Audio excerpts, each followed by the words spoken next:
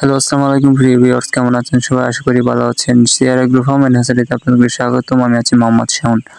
আজকে আমরা আলোচনা করব আমাদের বোর্ডিংকালীন বাচ্চাটা, যারা নতুন উদ্যোক্তা এবং নতুন খামারি ভাইরা যারা বোর্ডিং করতে ভয় পান বা বোর্ডিং করতে পারেন না, সেক্ষেত্রে আমরা কিন্তু এই বোর্ডিং বাচ্চাটা নিয়ে এসেছি শুধু আপনাদের জন্য।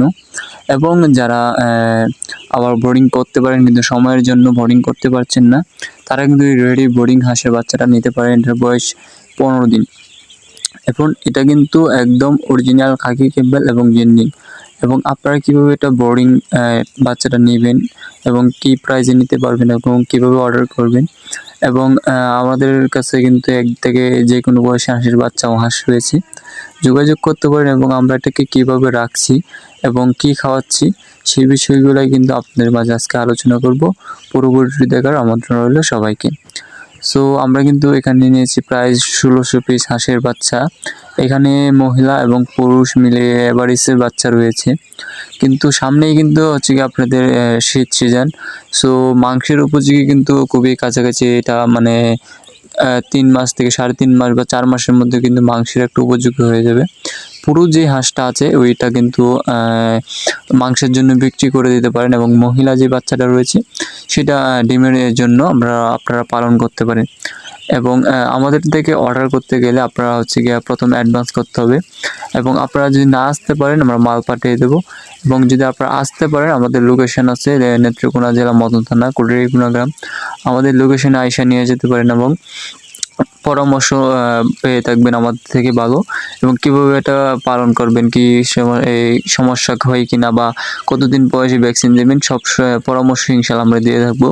এবং এটা কিন্তু যখন 22 দিন বয়স হবে তখন একটা ভ্যাকসিন দিতে হবে ডাক প্লে, এবং 42 দিনে আরেকটা বুস্টার দিতে হবে ডাক প্লে, এবং মোট কিন্তু 4টা ভ্যাকসিন দিতে হয়। এবং এটার বয়স যখন 60 দিন হবে তখন ডাক কলারা দিতে হবে ভ্যাকসিনটা। এবং এটা যখন 70 থেকে 72 দিন হবে তখন ওটার বুস্টার দিতে হবে, কলারা বুস্টার, যেই ডোজটা রয়েছে ভ্যাকসিনটা।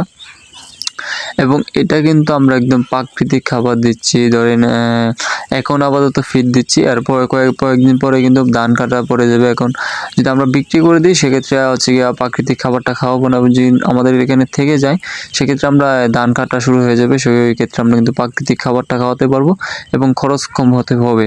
এখন আপনাদের এদিকে যদি ওইরকম প্রাকৃতিক খাবার থাকে তাহলে কিন্তু আপনারা ওটা সরাসরি খাওয়াতে পারেন, এবং বাচ্চারা নিয়ে কিন্তু সরাসরি হাওড়ে বা নদীতে বা পুকুরে ছেড়ে দিতে পারেন, কোনো সমস্যা নেই।